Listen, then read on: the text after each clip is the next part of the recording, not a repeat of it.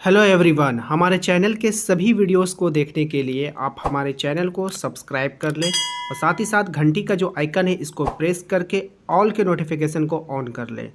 साथ ही साथ यदि आप इसके पहले के सभी वीडियोस को देखना चाहते हैं तो आप अपने प्लेलिस्ट पर जाएं। प्लेलिस्ट पर जाने के बाद आपको वहां पर आपकी क्लास के सभी फोल्डर दिख जाएंगे।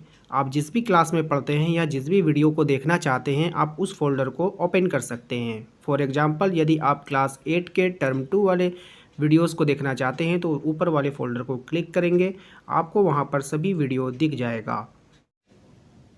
हेलो एवरीवन, स्वागत है आप सभी का अपने यूट्यूब चैनल जैकपुर पे। आज के इस वीडियोस में हम लोग क्लास 7 का हिंदी करने वाले हैं और ये जो वीडियोस है आप लोगों के जून में जो एग्ज़ाम होने वाला है, फाइनल एग्ज़ाम आप लोगों का जो लिखित परीक्षा होने वाला है उसके लिए काफ़ी इंपॉर्टेंट है।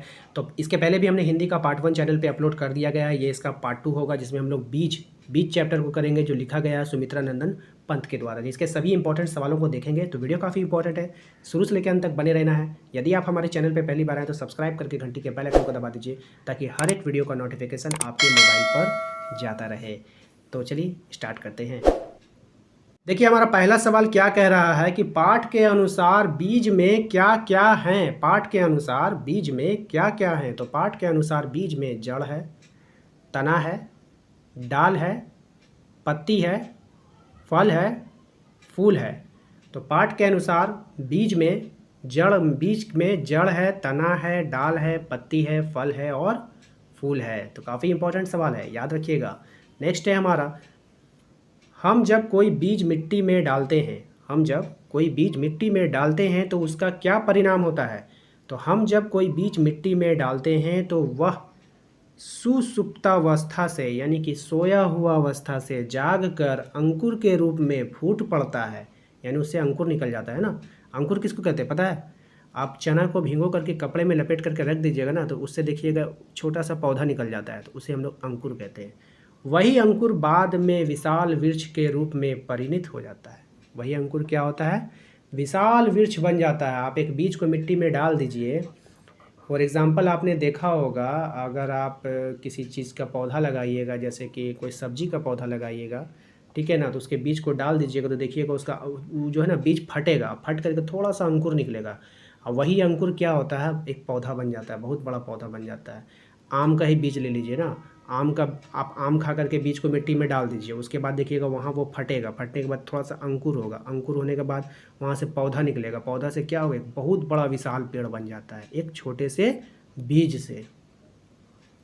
अगला सवाल है, कवि ने बीज के लिए उसका प्रकाश उसके भीतर क्यों कहा है। तो कवि ने बीज के लिए उसका प्रकाश उसके भीतर इसलिए कहा है कि वह बीज उस प्रकाश के बल पर ही पृथ्वी के ऊपर अंकुर के रूप में फूटकर पौधे के रूप में विकसित होता है। वह प्रकाश उसकी जीवन शक्ति है जो उसकी बीज के अंदर छिपी होती है और जल, वायु, मिट्टी और सूर्य के प्रकाश के बल पर संसार में प्रकट होती है। समझ गए? तो कवि ने बीज के लिए उसका प्रकाश उसके भीतर इसलिए कहा है। वो आपका आंसर इसके सामने है, आप इसको नोट कर लीजिएगा। अगला सवाल है हमारा, आशय स्पष्ट करना है। यानी बंदी उसमें जीवन अंकुर जो जोड़ निखिल जग के बंधन, पाने को है निज सत्व मुक्ति चिर निद्रा से जग बन चेतन। तो आप क्या करना है? इसका जो है अर्थ बताना है। तो प्रस्तुत पंक्तियों के माध्यम से कवि कहना चाहता है कि बीज में पौधों का अंकुर बंद रहता है जो संपूर्ण जग में बंधन को तोड़कर अपने जीवन रूपी सत्य को प्राप्त करना चाहता है। इस सत्य की प्राप्ति के लिए उसे अपने चिर निद्रा से जागना पड़ता है और बंधन से मुक्ति के फलस्वरूप वह अपना वास्तविक जीवन पौधे के रूप में प्राप्त करता है। तो ये इसका आंसर हो गया, इसको यहाँ से आप नोट कर लेंगे। अगला सवाल देखिए क्या है, आपके विचार से बीज एक तुच्छ चीज़ है अथवा नहीं, अपने उत्तर का पक्ष में तर्क दे। मेरे विचार से बीज एक तुच्छ वस्तु नहीं है, क्योंकि तुच्छ वस्तु अति सामान्य वस्तु होता है, यानी तुच्छ एकदम छोटा सा वस्तु तो छोटा नहीं है, जबकि बीज में तो अपार क्षमता होती है। एक छोटे से बीज वट वृक्ष समान विशाल वृक्ष प्राप्त हो जाता है। बीज में बूंद से समुद्र बनने की क्षमता होती है। ऐसे असीम क्षमता वाले बीज को तुच्छ वस्तु कहना किसी भी प्रकार से उचित नहीं है। ठीक है, तो हम लोग तुच्छ किसको बोलते हैं? तुच्छ का मतलब हो जाता है, इसका तो मीनिंग आप लेंगे ना तो छोटा, कमज़ोर, लाचार, बताइए, वो बीज छोटा, कमज़ोर और लाचार है, उसको गाड़ दीजिएगा, देखिएगा बहुत बड़ा का पेड़ बन जाएगा, तो उसको आप लाचार बोलिएगा, नहीं ना बोलिएगा। चलिए नेक्स्ट देखते हैं। संसार एक आश्चर्य है कैसे? ये दुनिया जो है एक आश्चर्य है कैसे, आपको बताना है। तो जिस प्रकार एक भावी वृक्ष को बीज रूप में मनुष्य अपनी मुट्ठी में बंद कर लेता है, वह सागर को एक बूंद में समाने के जैसा है। इसलिए कवि कहते हैं कि संसार एक आश्चर्य है। नहीं समझे? समझने का कोशिश कीजिए। संसार जो है ये दुनिया है। संसार का क्या मतलब? संसार इस पूरी दुनिया को कहते हैं। तो संसार एक आश्चर्य है। आश्चर्य का मतलब यानी इसको समझना बहुत ये होता है, आश्चर्य, आश्चर्य होता है, कुछ भी जानकर चकित हो जाता है इंसान, उसी चीज़ को हम लोग आश्चर्य कहते हैं। तो जिस प्रकार एक भावी वृक्ष को बीज रूप में मनुष्य अपनी मुट्ठी में बंद कर लेता है, यानी वट वृक्ष देखते हैं, पीपल का पेड़ देखें आप लोग, पीपल का पेड़ कितना बड़ा है, कितना बड़ा है पीपल का पेड़, देखें ना। अब हम आपको क्या करेंगे, एक बीज दे देंगे आपके हाथ में, अब बोलेंगे मुट्ठी में बंद कर लो, आप बंद कर लीजिएगा। अब क्या करेंगे, उस बीज को लेंगे, उस बीज को लेने के बाद उसको मिट्टी में गाड़ देंगे।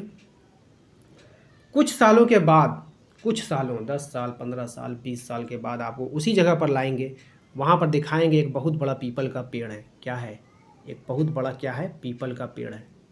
ठीक है, आपको जब वहाँ पे लाएंगे तो आप देखेंगे कि वहाँ पर क्या है, एक बहुत बड़ा पीपल का पेड़ है। अब हम आपसे कहेंगे कि आप इस पेड़ को अपनी मुट्ठी में बंद करो। आप बोलेंगे पागल हैं क्या सर, इस पेड़ को मुट्ठी में कैसे बंद करेंगे? तो हम आपसे कहेंगे कि इस पेड़ को तुमने मुट्ठी में बंद किया था, ये वही पेड़ है जिसको तुमने मुट्ठी में बंद किया था।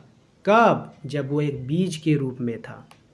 कब था? जब वो एक बीज के रूप में था। इसी बात को यहाँ पर जो है कवि कह रहा है कि जिस प्रकार एक भावी वृक्ष, भावी वृक्ष का मतलब आगे के दिनों में बनने वाला वृक्ष, भावी वृक्ष के रूप में मनुष्य अपनी मुट्ठी में बंद कर लेता है, वह सागर के एक बूंद में समाने के जैसा है। यानी सागर, सागर को एक बूंद में समाने के जैसा, मतलब पूरे सागर को समेट करके एक बूंद में बना दीजिए, वो समाने के जैसा है। इसलिए कवि कहता है कि संसार एक आश्चर्य है। इसलिए कवि कहता है कि संसार को समझना क्या है, एक आश्चर्य है। तो उम्मीद करते हैं कि आपको समझ में आ गया होगा। तो चलिए मिलेंगे जल्दी अपने अगले वीडियो में। यदि वीडियो पसंद आया है तो लाइक करके शेयर कर दीजिए अपने दोस्तों के साथ, और यदि इसके पहले के सभी वीडियो को आप देखना चाहते हैं तो आप हमारे प्लेलिस्ट पर जा सकते हैं। प्लेलिस्ट पर जाने का 2 तरीका, डिस्क्रिप्शन में जाइए, वहाँ पर लिंक दे दिया गया है, या नहीं तो आप जा सकते हैं मेरे लोगो जो है, चैनल का लोगो पे क्लिक कीजिए, उसके बगल में आपको प्लेलिस्ट दिखेगा, प्लेलिस्ट पे क्लिक कीजिएगा, आप अपने फोल्डर में जाइएगा, वहाँ पर आपको क्लास 7 का फोल्डर दिख जाएगा, है ना। जून एग्ज़ाम का फोल्डर आपको अलग से बना दिया गया है, वहाँ पे आपको दिख जाएगा, उस पर क्लिक कीजिए। वहाँ पे क्लिक करके आप सभी वीडियो को देख सकते हैं और एग्ज़ाम में अपना अच्छा परफॉर्मेंस दे सकते हैं। तो मिलेंगे अपने अगले वीडियो में। Thank you.